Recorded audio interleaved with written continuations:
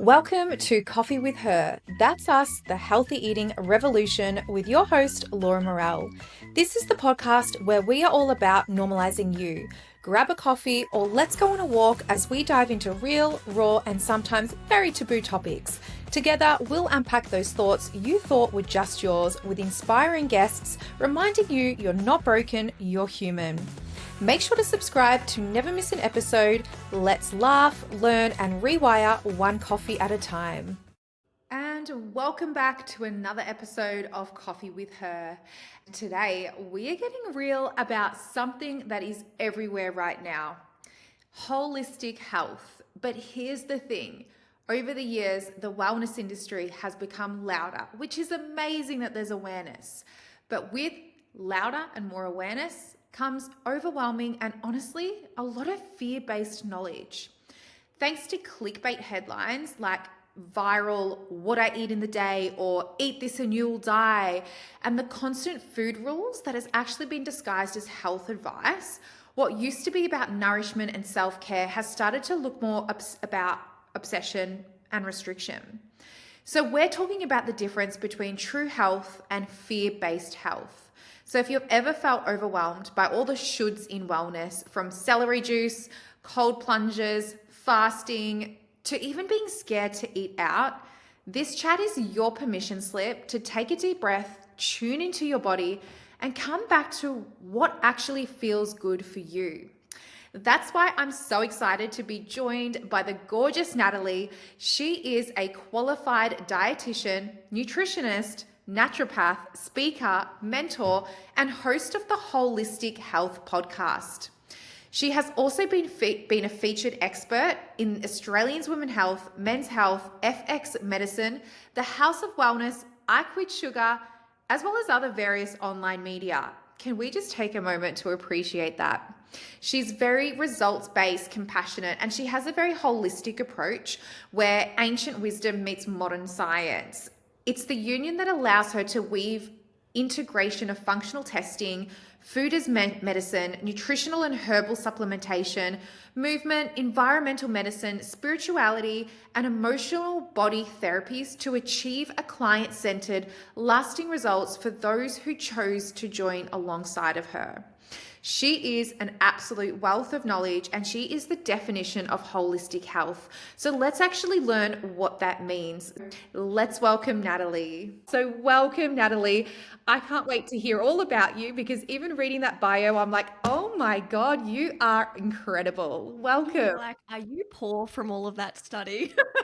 We were saying, how Yes, much yes, money I have am. we really invested into all of that? I've Because I've gone for the strategy of denial and not looking at that.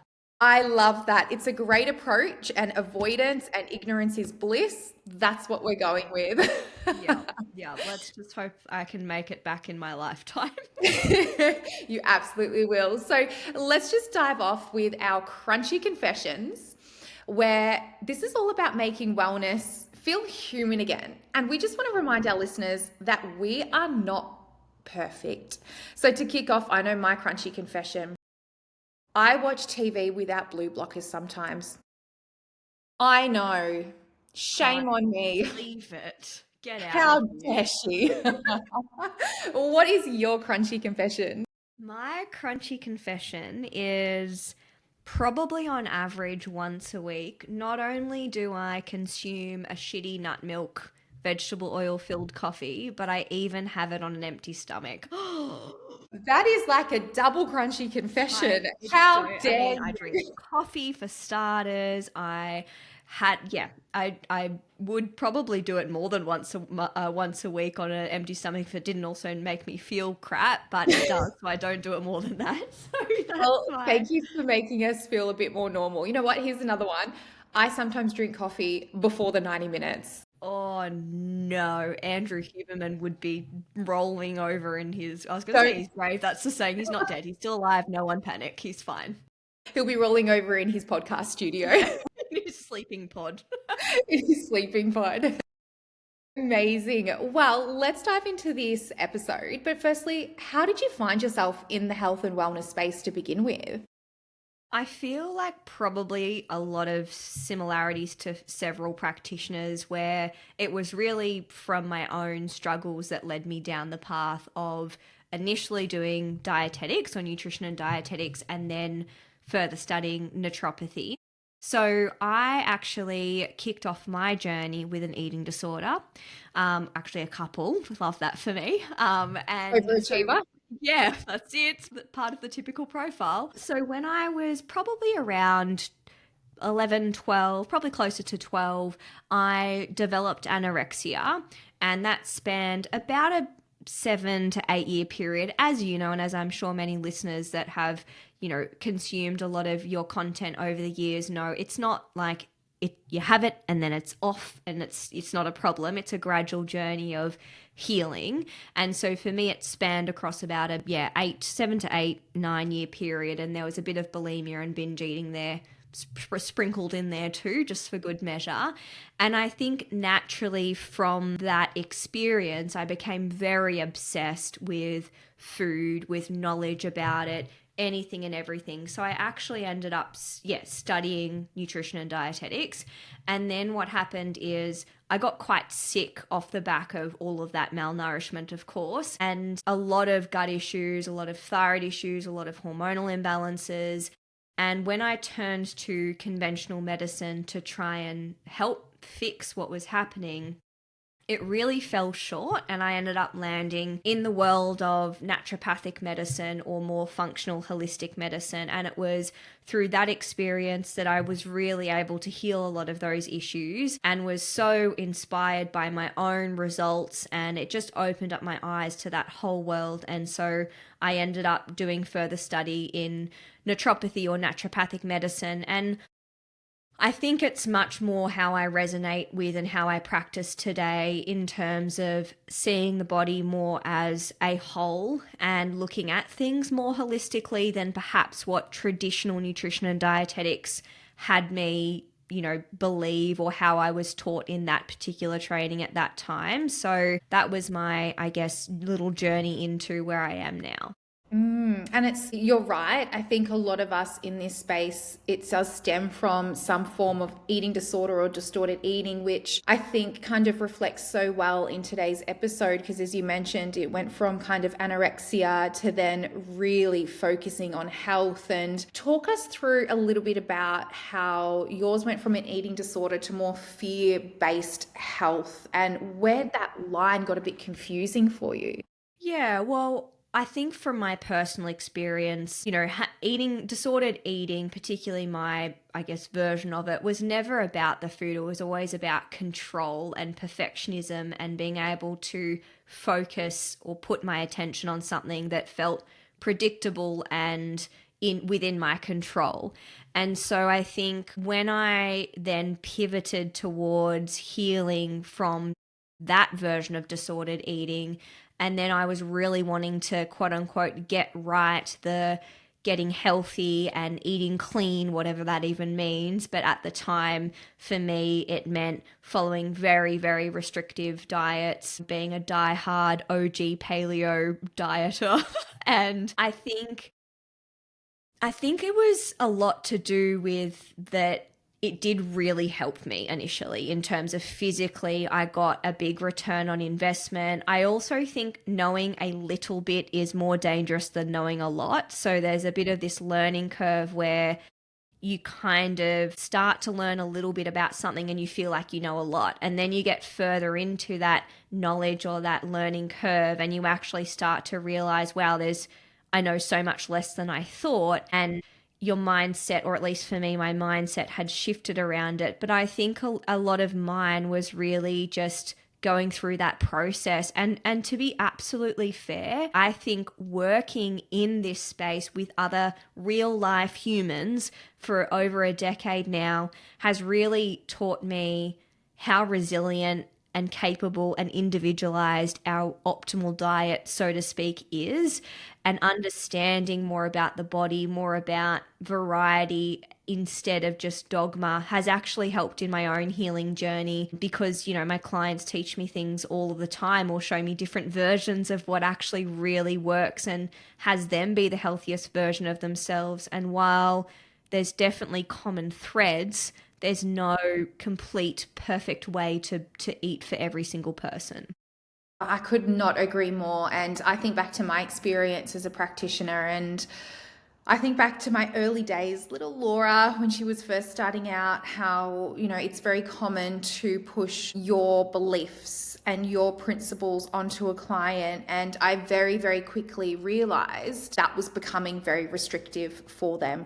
And it exacerbated a lot of their distorted eating. And I was to blame for pretty much making it worse for the client. So I think as coaches and practitioners, we do have a responsibility to understand a client's lifestyle and understand what's important for them, and really tailoring health and lifestyle for that person. And I feel like that's a really big thing that's kind of missed in the industry. So let's kind of dive into, what is your view on, I mean, this word is a beautiful word, but I think it can sometimes get thrown under the bus a little bit and it's come a bit muddy, but holistic.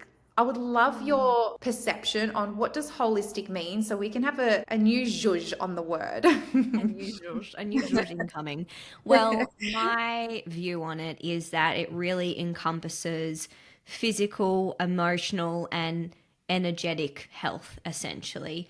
And I think that it is something that considers, just as you kind of attributed to there, someone's lifestyle, someone's values, someone's capacity, and someone's resources. So we all have a finite amount of time, energy, money, capacity. And I think holistic health is really about being discerning and intentional with knowing that you can't always do everything perfectly, but you can pour into each of those cups as is relevant to your season of life and your values, and that's going to end up equaling your version of holistic health. So I don't even necessarily think it looks the same for everybody, but it certainly needs to factor in all of those different elements in order for it to be exactly what holistic means, which is all encompassing essentially.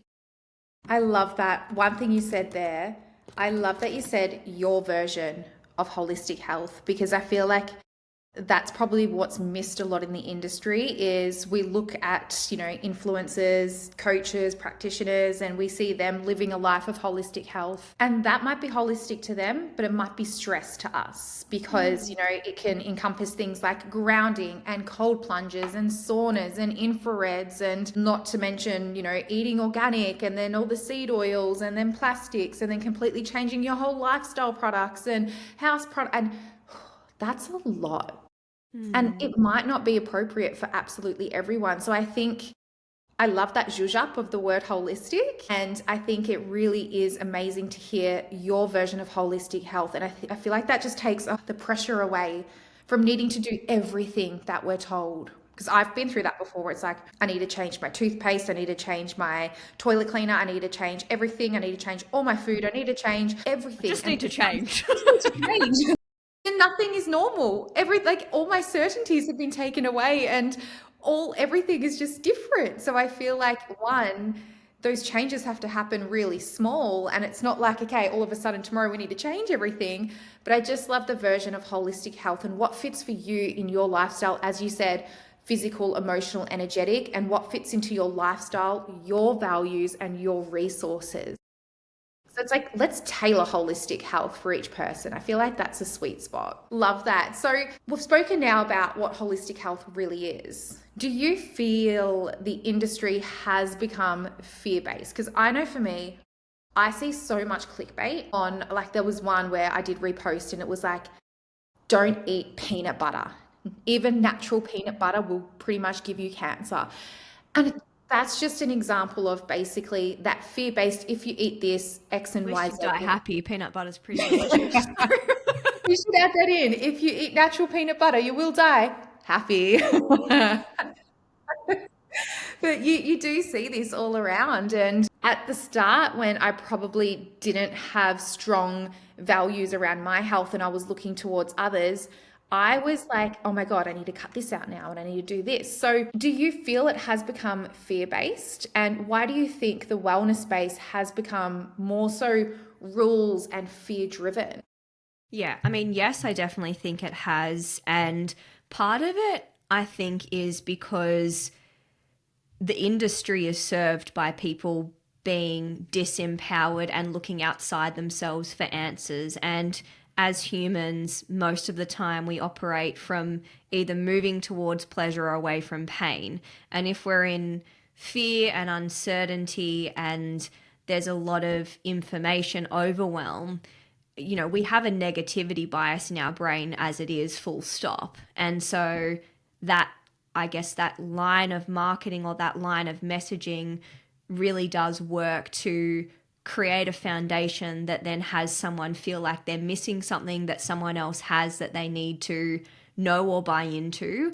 I also think that in my observations, a lot of the people that are speaking from that messaging of fear and certainty are really dogmatic, and very black and white. And for people who are operating in a space of I don't know, I'm uncertain, I'm overwhelmed, when someone speaks with such conviction and such black and whiteness, for lack of a better term, it's very attractive because it feels very simple. Whereas when someone, which I think is more of a sign of intelligence, is saying, it depends, there's nuance, I don't know, it doesn't work for everyone, it's worth a try, here's something to consider, it's not as immediately attractive when you're looking for someone to just solve the problem and give you the answer and find the solution.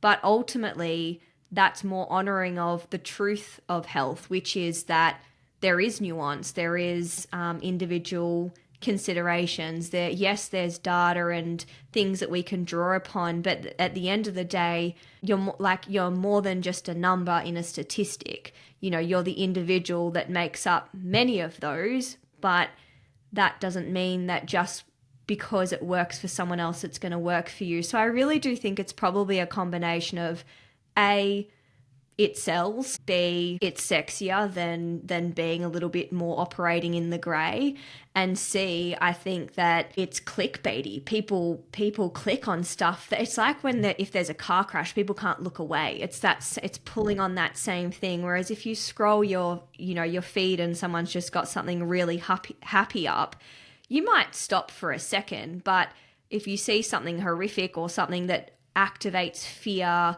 within you, you're much more likely to stop and be like, oh, what happened? What's the details?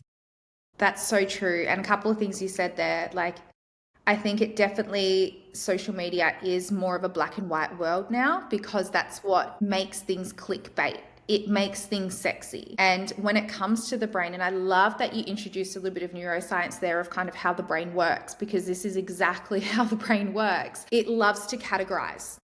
It loves to have quick fixes and it loves answers. And it loves the easy route, easy friction. So if someone is saying, here is the answer, there's no question about it, good or bad, and using that kind of dichotomy, then our brain is like ding, ding, ding, ding, and it's lighting up because it's like quick fix, got the answer, this is going to fix me. Whereas I love your point where it's like, what isn't as sexy, which let's try and make this sexy somehow, is okay, it depends. And for example, fasting, does that work? It depends. It depends on the client, it depends on their gut, it depends on their lifestyle, it depends on their background in distorted eating. So I think with everything, it really does depend on you. And I absolutely agree that I think that's just how our brain works. And I think social media is now capitalizing on how marketing works with our brain, and black and white sells. Being told what to do sells. That is sexy. Being told Yeah. to investigate and learn and trial and error, it's not so sexy. Yeah. I mean, we're going to do our best to make it sexy, but Mm. it's just not as appealing to the brain. So I feel like you raised some really great points there. And I think going into more of the nervous system, because that can create a lot of stress when we start introducing all these things. Let's dive into the nervous system piece.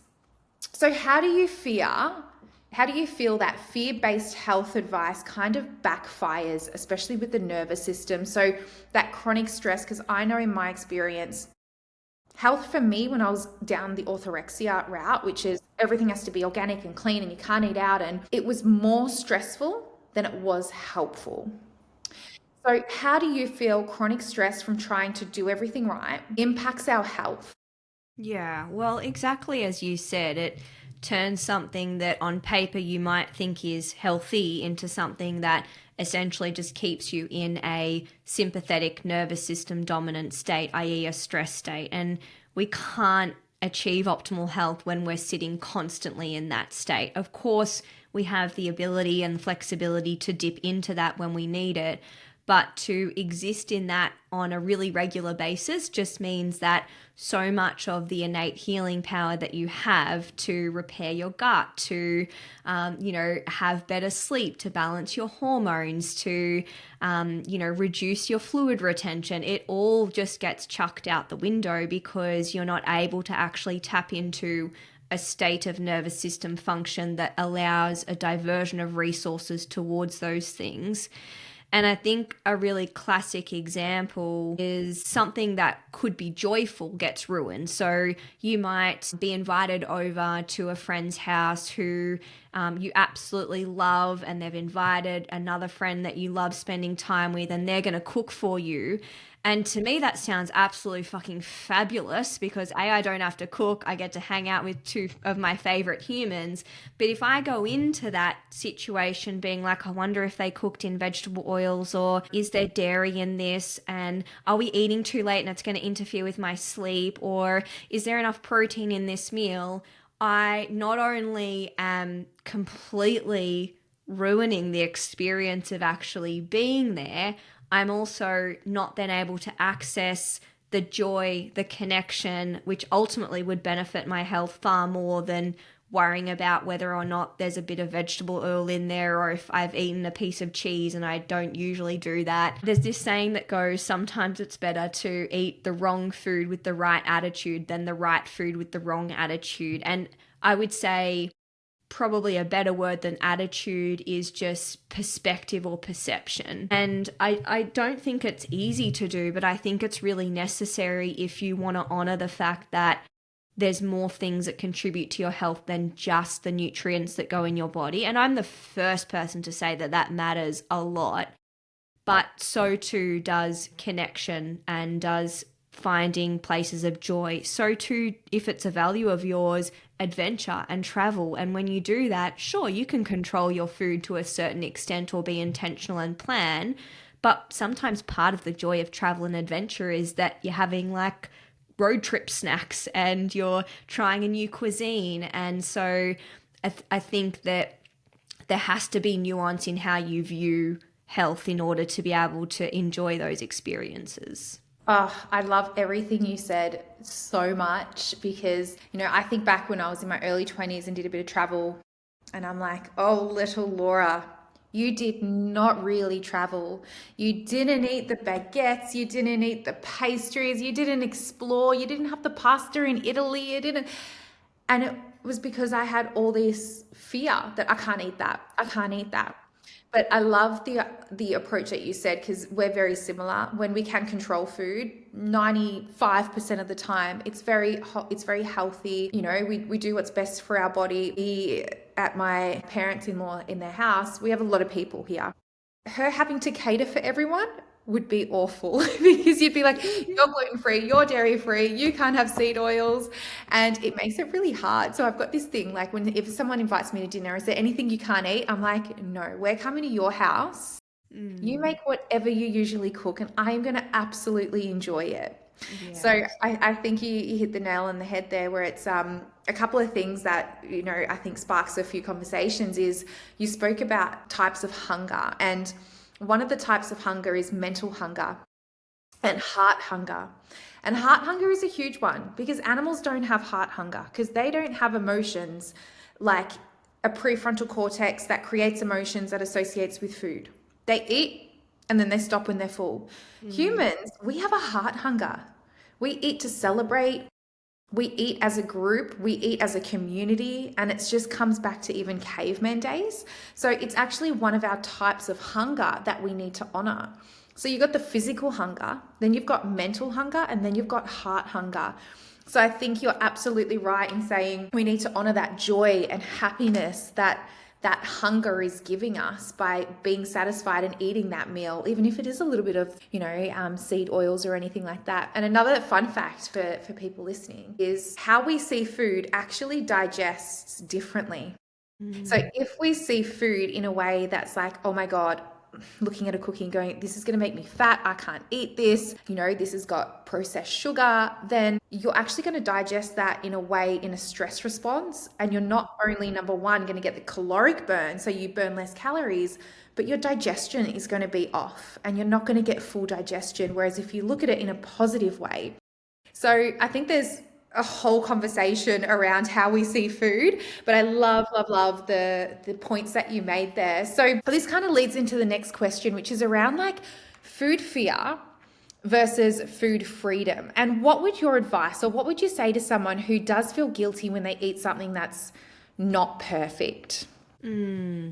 Yeah, I think that sometimes it starts with education around, is what you're believing actually true, and getting that information from a reliable, non-dogmatic source, as I was speaking to before, actually starting to intentionally follow people and consume information from sources that are less black and white and less dogmatic, or get, into a program or get some personal one-to-one support where you can get information that is directly relevant to you, rather than general information that, to be fair, is difficult to personalize. You are giving general information. I think that's one thing. I also think the other thing to do is a small mindset shift around what can you see on your plate that is really great, and you can find a positive thing about that. So rather than trying to undo the negative thought, can you just start to shift your focus on something that is nourishing on that plate? And that, even in that small step, it changes the perspective you have and the relationship you have with that food. Or if you can't do that, can you just be grateful that you're fed, that you have energy going into your body that is going to allow you to do whatever you need or want to do in that day. And I also think, going back to the what not to do part, is really do, and I know I'm speaking to social media a fair bit, but I think that a lot of the problems are in this general vicinity. Just unfollow anything that makes you feel, oh God, am I doing it wrong? Is that really bad? Or God, I better start this new diet on Monday.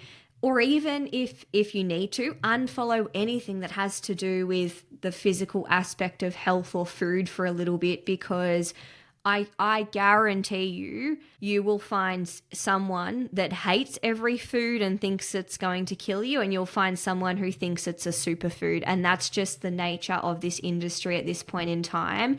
And if you're not in a position to be able to hold steady through that just yet, then take yourself away from consuming it.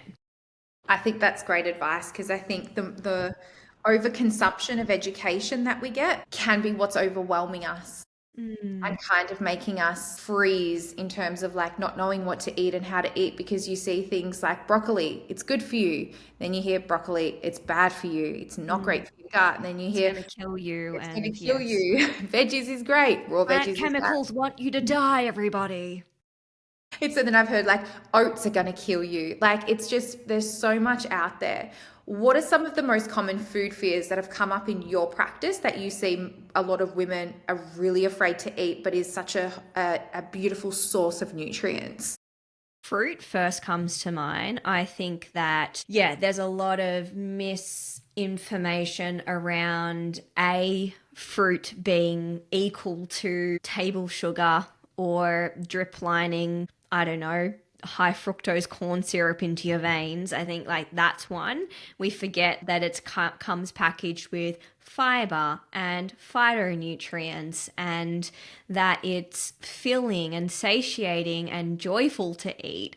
And so I think that's one. I'd also say carbohydrates at large is a big one that I see a lot, that I feel like I'm constantly reversing. I think there is a little bit of this misunderstanding that you've really got to earn your carbohydrates. Like you must be someone that's highly active to even have a piece of sweet potato. Whereas, sure, I think there is definitely an individual variation on what amount might work best for your body type, your lifestyle, whatever it might be. But I don't really feel like anyone, with a very few exceptions, ultimately benefits largely from a completely ketogenic diet. And again, there's always nuance. There are very small like situations where that statement is not true, but I think for on the whole most people do well with at least some in there. And the other one that I do hear a fair bit of is soy. Like, I think, again, there's a lot of fear mongering around soy is horrible for your hormones. It's going to hijack your system, ruin your thyroid. And again, like, I feel like I was part of that negative messaging way back in the very beginning of my career when I didn't understand the benefits of soy isoflavones in particular. And whereas now, especially as someone who specializes in thyroid health as part of my work, I feel like I'm constantly re-educating people on the fact that for a lot of people, soy isoflavones that are from whole food based soy sources, if they're well tolerated by the individual, can be incredibly healing and nourishing. And Yeah. then my final one that I feel comes through a lot is again probably from social media waves around this is that vegetables are now bad for you because the carnivore diet is a thing. And I think what happens with this is that carnivore enthusiasts out there take individual mechanisms, as in they look at a broccoli, for example, or kale, and they pick one type of phytochemical from that food and they describe what it does in isolation, and they don't take into consideration that we are consuming it within a whole food, within a whole meal, in a whole body, and that we are not A to B biochemical reaction. There's a whole system that's involved. And I think that what happens is half truths are fed out there, and that gets really misinterpreted. And the easiest example of that is that it is true that plants, for example, contain phytonutrients that are sometimes a small stress on our system, but the benefit that we get is that we build stronger from having come into contact with those, and it activates our antioxidant system. So it's kind of like exercise for your cells. And I think what also gets confused with a lot of these different things is sometimes people have really amazing, results from following something very restrictive like a carnivore diet, or completely cutting out fruit, or cutting out all these foods. But I think what gets missed is what else has gone in that process and what else has been included in that process. And was that because there's an underlying driver or health imbalance that's actually contributing to that not being a food that is optimal in your system at this point in time? And gut issues are a classic one. Some people will have bacterial overgrowth or parasites or fungal overgrowth that contribute to an inability to really digest a lot of diversity from that kind of plant, legume, lentil based, area. And does that mean that all those foods are bad? No, it means that there's an underlying issue that's stopping you from being able to access the benefits of those foods. And so the way to food freedom is to fix the underlying driver and then have your body be able to tolerate the broadest amount of food possible, because that really allows you to get the benefits from all these different kinds of foods that all do have benefits, just in different amounts for different people. I love, again, I think I've said this to every question you've answered, but I'm like, I love everything you've said. That's probably why I invited you on the podcast. Who knows? You know what the other thing I love about you as well, just a little side note before I come back. We are similar in how we answer story questions, in the sense that this goes back to your point around the dogmatic being like black or white, and most people say, yes, this is good for you, bad, this is good for you.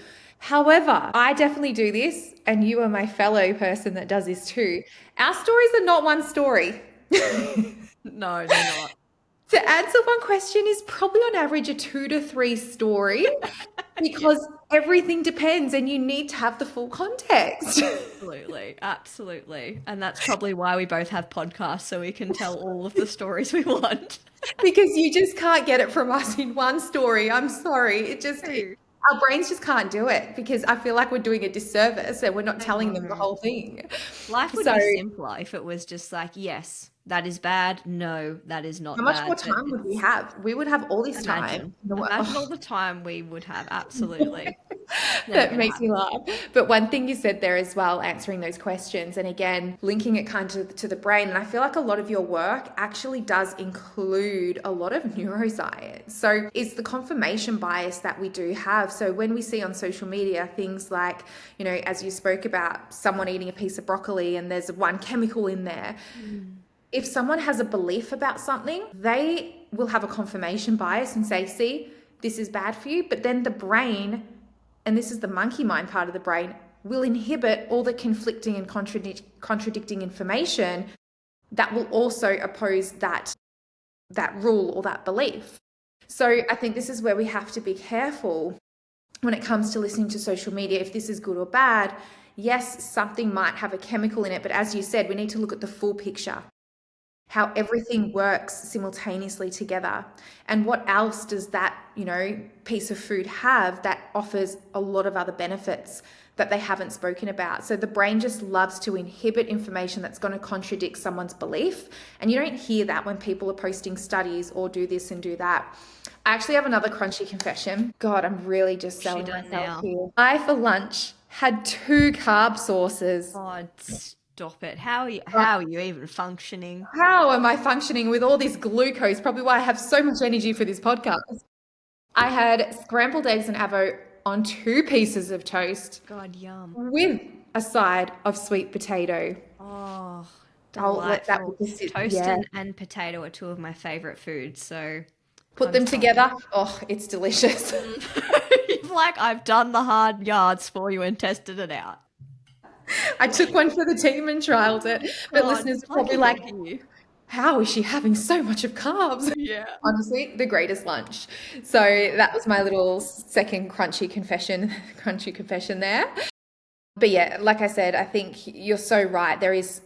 I hear so many stories as well of someone who may have lost heaps of weight or reduced heaps of inflammation, and we're only hearing, or their brain's only seeing one aspect where it's like, oh, I cut out protein or I cut out sugar, but missing the fact that they probably went whole foods and cut out alcohol and cut out processed food. And all of that in turn makes them feel better, but their brain's kind of isolating on the one thing, which might be like, I had this protein shake or, that type of thing. So I think we just need to kind of zoom out a little bit to be able to see the full picture, because I feel that's where we get a lot of fear based when we're so zoomed in that confirmation bias.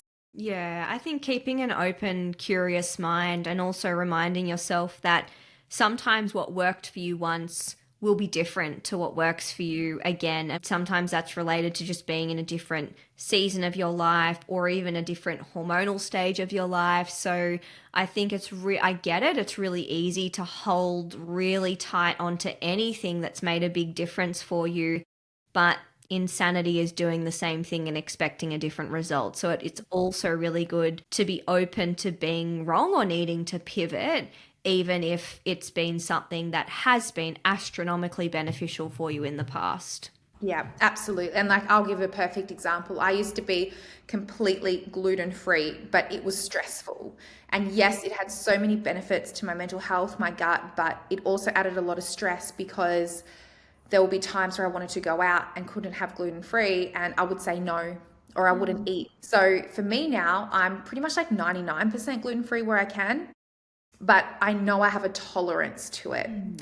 So I've got a threshold of gluten. So again, I've pivoted around that. I have to be 100%. And now it's like, cool, I know my body. I know the threshold of how much gluten I can tolerate before I get a gluten rash that comes out on my ankle. Really weird spot. Just this one round thing on my right ankle, not left, but right.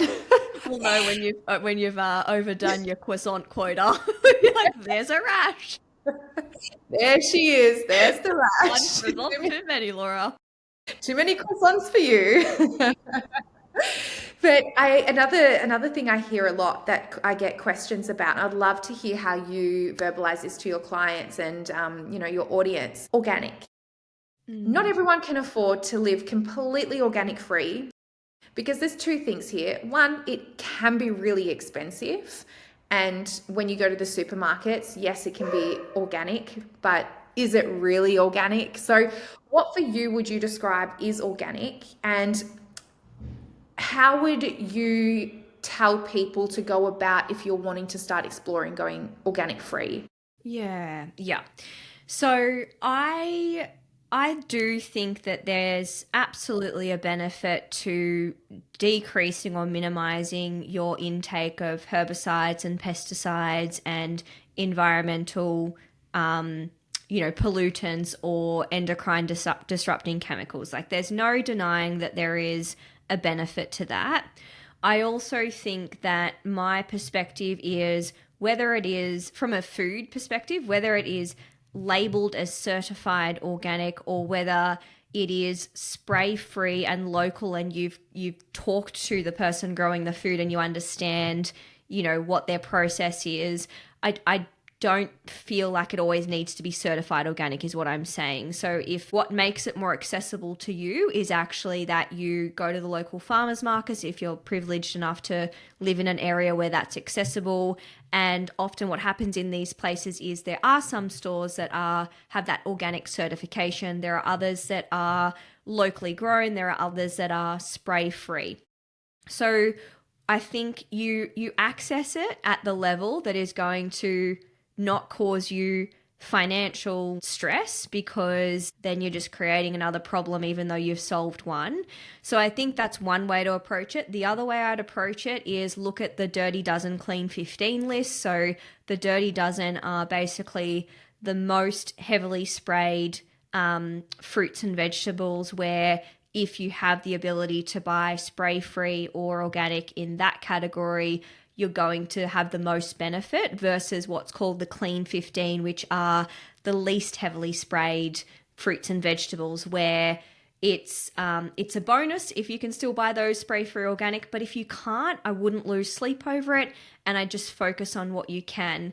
And then, the step, I guess, down from that is that if at this point in time, either from a physical aspect, access perspective or from a financial or budget perspective, it's just not something within your reach, then do a good veggie wash in the sink when you bring them home from the supermarket or the fruit and veg shop or wherever you're sourcing them, and just remember there's still benefit in them. Like when we're speaking about spray free and organic produce, we're not necessarily saying that there's more nutrients in them. That probably has more to do with like the quality of soil they're grown in, how many miles they've traveled, which is why buying local can be really beneficial from that perspective, or sometimes even growing frozen fruits or veggies because they're often picked and frozen straight away, which preserves nutrients. But it has more organic and spray free has more to do with what's not in it. So I think in a perfect world, sure, we'd all be erring towards more of that spray free organic produce, aka what would have existed before we started messing with the food system. But the reality of the situation is that it's not always possible, and you only lose if you let yourself worry endlessly about that. So unless you have the ability to change it without it causing more stress than it solves, I think the only choice you have left is to surrender and know that you're still doing an amazing job by choosing to eat fruits and vegetables instead of, I don't know, Special K. Like you just it's a mindset shift and it's a choice and it's taking ownership of what's within your control, what's within your capacity, and giving yourself permission to know that that's still enough. I love that. And coming from someone I travel a lot. So half the time I don't even know what country or time zone I was in, especially last year. If you ask me, I'll be like, I honestly don't know what time zone I'm in. But I never, very, very rarely had access to, say, for example, we spent a lot of time in America, to Whole Foods or to a local farm because I didn't even know where I was going to be because my partner's job just kind of, you're going here tomorrow. Great. Where are we staying? We don't know. So my biggest advice, especially for people who are traveling or, can't have access to the local farmers is, like you said, we used to buy a lot of frozen foods because of frozen veggies. That was one of the biggest tips. And I'm so glad you mentioned that because it does snap in the nutrients and it locks it in so it keeps it fresh. And second to that, just wash it really thoroughly. So I think that's really two great tips. No matter if you're traveling or you just don't have access to the local farm or you can't afford to buy organic, I think that's two great steps on the way to kind of eating organic that isn't going to make you so stressed. Yeah. So I love that approach. So we've dove a lot into kind of how balance is important and removing fears. Let's just dive a little bit to kind of start bringing this beautiful episode to an end. How do you eat personally? And what would you recommend is a good way of seeing a daily plate or a daily nutrition that doesn't really have that fear based? How does Nat eat? How do you eat?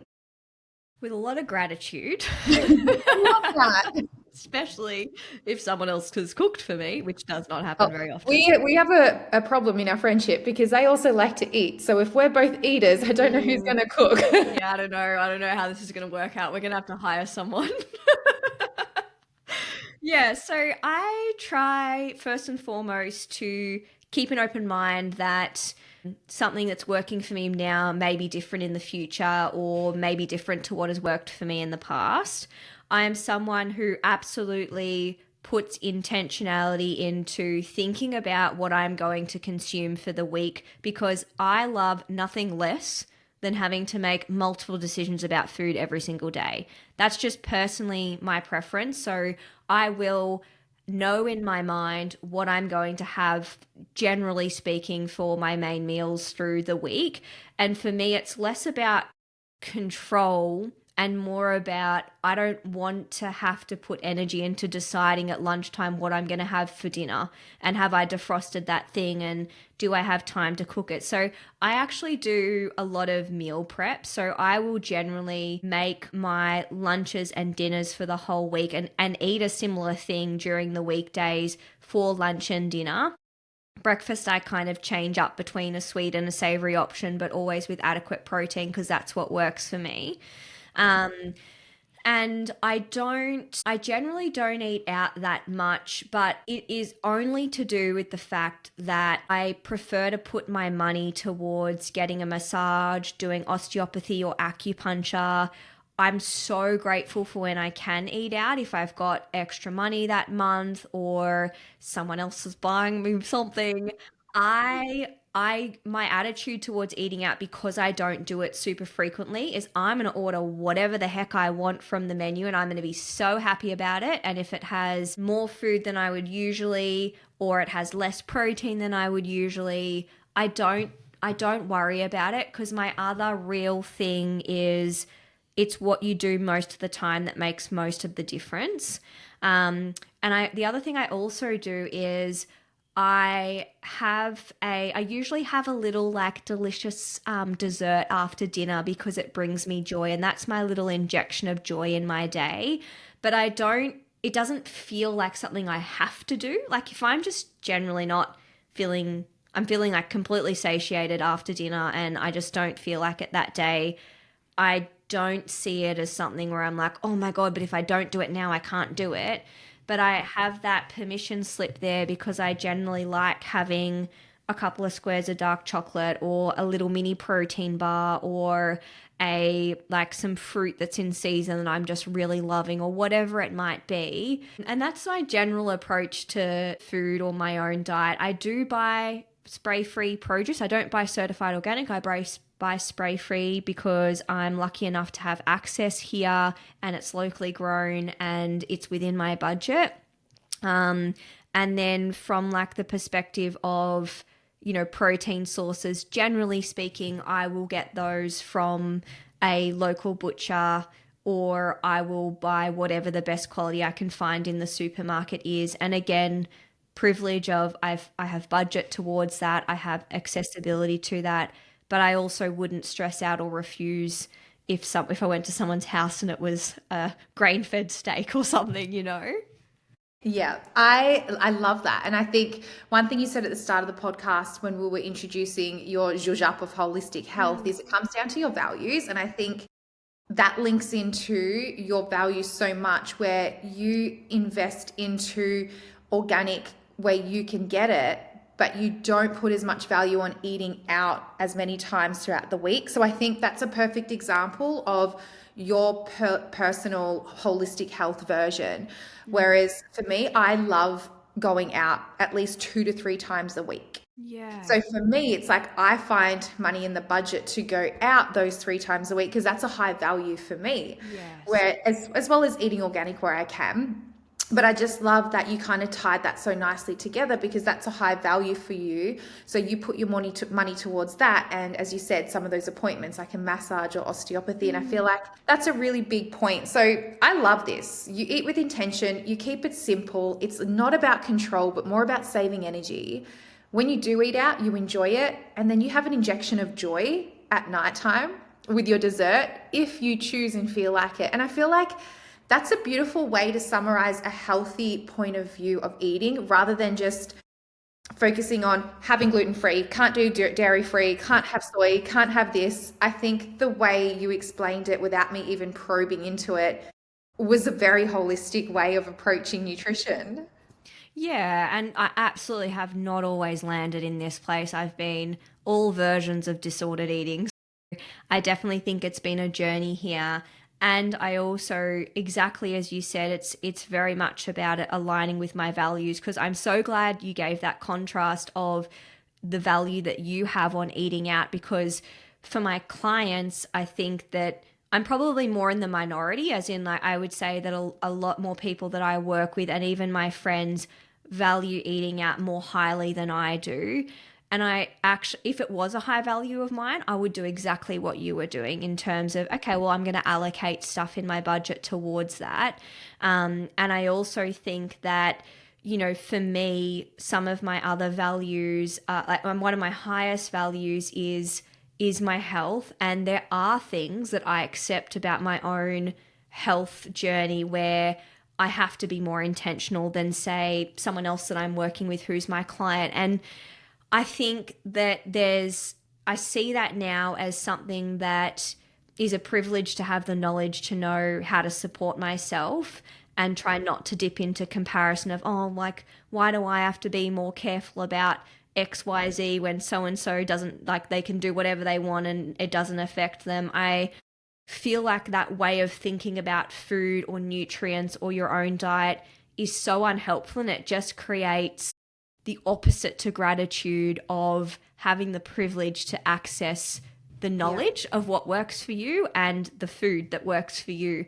And so I also think just really having your feet or having my feet firmly grounded in what are my values, what are my body's needs, and not getting caught up in what works for someone else or what they can and can't, quote unquote, get away with, because I just think it's a really bloody slippery slope into comparison and contraction and fear. And as we've spoken about, that just creates all kinds of things in the body that ultimately we're all trying to avoid.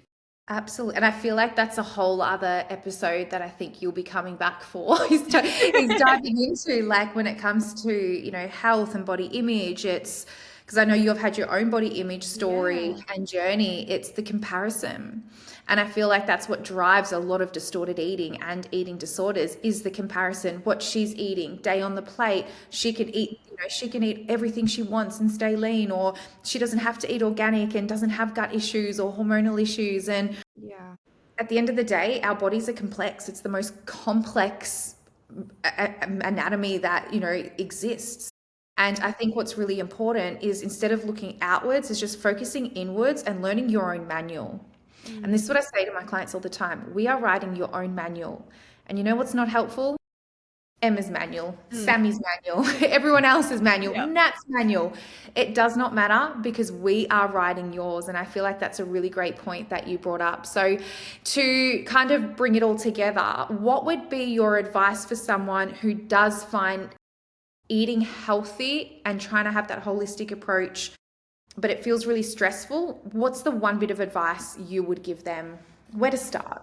Yeah, I would say identify what about it is stressful for you. Is it because you're trying to do everything and you're not being perfect, and therefore is there just a mindset shift that needs to happen around what good enough actually is and letting that actually good enough be good enough rather than perfect being the level at which you then accept you can feel proud of yourself or comfortable with what you're doing. So I think really like understanding where it comes from for you as an individual is important. And then I think again like taking a step back and going, okay, like what's the level of input from a resources perspective, energy, finances, time can I put in that doesn't tip me over into overwhelm or stress, and let that be enough. I think it really is something that has to be grounded in self awareness, self reflection, and then self responsibility of going, okay, well, I'm aware this is why. I accept this is where I'm at, and I'm going to take responsibility for letting this be enough for me at this point in time. So I think it's a bit of a, I guess, might be a bit of tough love in that in a way, but I do think at some point you have to take responsibility for just what your capacity is and give yourself permission for saying, well, that's enough for now. Yeah, I think that's amazing advice. And to finish off, before we go into our little rapid fire round, but if you could wave a magic wand and change one belief women hold about health, what would you change? That you need fixing and that your body's broken. I think Waving that a is, wand over everybody, including myself. you are not broken and you don't need to be fixed. Yeah. Yeah, Alakabam. that's it. I think that is beautiful because that's something, and again, this is why I wanted you on the podcast. I feel like our values are so similar in trying to teach women they don't need to be fixed. Mm. They are not broken. And I think that mindset coming into daily life, thinking you're broken or thinking you're fixed, is where we get into that fear-based trap. So I think that's beautiful. So let's do a little bit of a spill the tea to wrap up, which is basically I'm just going to ask some questions and whatever comes to your mind first with no overthinking. So firstly, what's your coffee order of choice? Ooh, iced almond latte, half milk, half water. You're one of those. I am. And I I'm not love even sorry about it when people are like, what do you mean? I'm like, I mean half almond milk and half water. Thank you very much. Someone was it. actually, a barista was paying me out in like, as in they didn't know I was listening and they were like all having a giggle about my order once. And I was like, I don't care as long as it comes out. I'm, And I'm it's going to enjoy this coffee. yeah, it's more because I actually have two coffee orders. That's like my really hot day order, and then my when it's a really cold day, I either love I actually really love long blacks. Unless it's shit coffee, in which case I definitely want someone to mask it with some soy milk or almond milk because I can't Yep. deal. Yep. I so get that. And like traveling so much, you cannot get a good long black anywhere. Yeah, it's hard, isn't it? And you It's really the notice it. pain of my existence Mm. traveling. That's one thing I wish I could fix in the world is good coffee Yes, if you had a everywhere. magic wand, yep, love it. It really would be. And what is one wellness trend you wish would disappear forever? Fasting for women, like long fasting for women.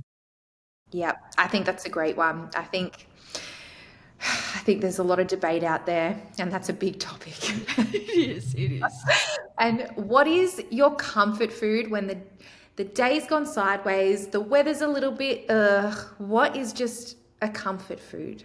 Oh, hot chippies like in the air Mm, fryer, mm. with butter or tomato sauce, depending on what With I'm feeling. butter. Yeah. Have you not? Mm. Oh my God. Okay. So you've got to cut them into like discs I so can that you hear how can actually passionate you are, fit by the cold way. butter on the disc, and Okay. salt.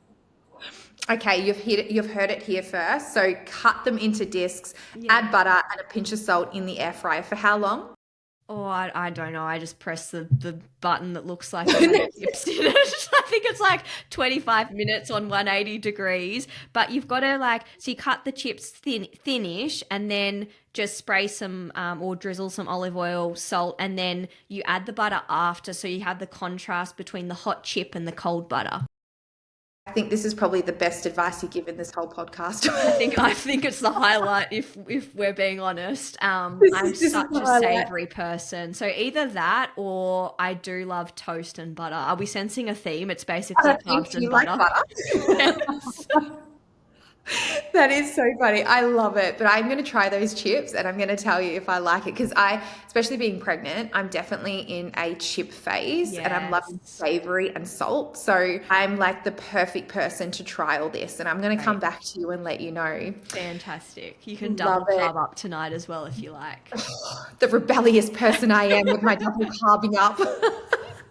Love it. Well, thank you so much, Nat. Is there anything else you want to end the episode on? Anything you want to say? And where do we find you? So nothing else I want to add other than just a reminder to not take yourself or your health too seriously. I think a little injection of humor is really helpful to soften the seriousness that can be in this world, and to prompt everyone to go and do a social media clean out of anything that makes them feel shit about themselves, overwhelmed, confused, any of that. And then where to find me, probably the easiest place is just Instagram. It's just natalie.k.douglas is the Instagram handle. And then the Holistic Health Podcast, which is on Spotify and Apple Podcasts and all those other podcasting apps that I have no idea about that I should. You can find it over there as well. And from that place, you will be able to find all the other links. Amazing. And we will also put them in the show notes for you. So don't worry, you're gonna have access. If you want to hit Nat up, if you have any questions, or if you just want to hear a podcast, we'll put all the notes in for you. So thank you so much for joining us. And I am sure we're going to have you back for another episode. But until next time, we will see you guys later. Bye. Friends. Thanks for tuning in to another episode of Coffee with Her. This episode is brought to you by the On the Go with Her app, your hub for nutrition, training, and mindset tools made for women like you on the go. Connect with us on Instagram at hercollective_the app or visit hercollective.au. If this resonated, share it with a friend, leave a review, and hit subscribe. It means the world to us and keeps us creating. Until next time, take care of you.